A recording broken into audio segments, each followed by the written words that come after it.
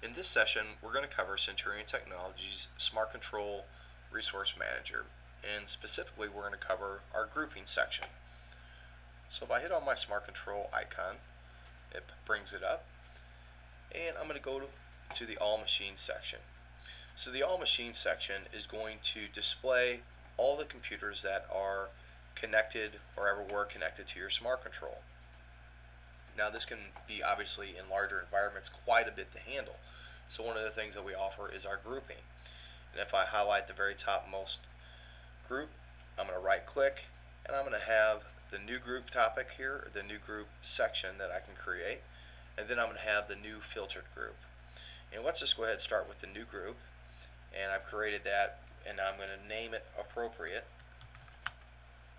to my environment. So let's just say that I have building A, and nothing's in building A as you can see yet, but I'm also going to go ahead and create a new subgroup which we're going to call Lab 1.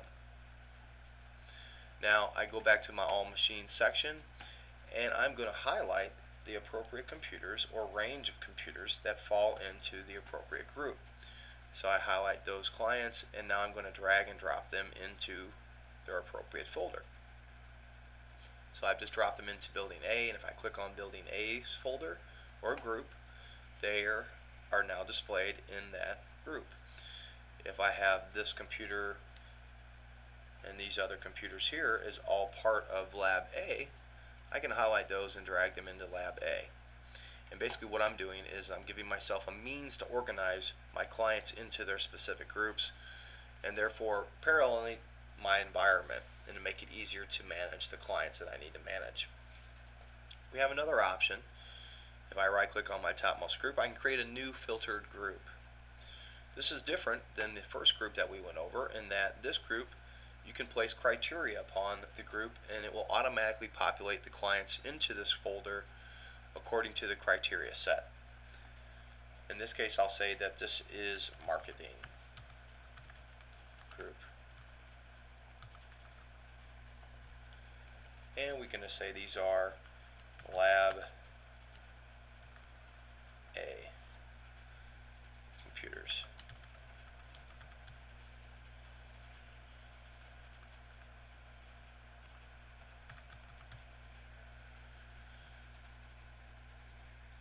We have a few things that we can use as criteria. The first being the filtered name. So if I wanted to place a filter on this and call it marketing, I put an asterisk by it, and what I'm doing here is I'm placing this into that field, and it's going to search all the computer names, and any computer name that has marketing in it will be automatically populated into this folder. This is helpful if you have any kind of naming scheme within your environment. If you have branches to a library, each branch may have a naming scheme appropriate to its branch. If you have a corporate building that you're working with, different buildings may have different naming schemes, or different departments may have different naming schemes. So again, you can utilize this and have the computers automatically populate into this folder according to the criteria that you set. Now we can also use other criteria besides the name.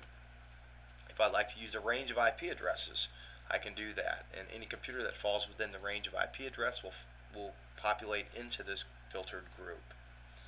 I can use the product. I can use current protection modes, next protection modes, client connectivity. So for instance, if you have computers dropping off the network and you're trying to keep a track of those computers, you can set up a filter that has a non-connected requirement.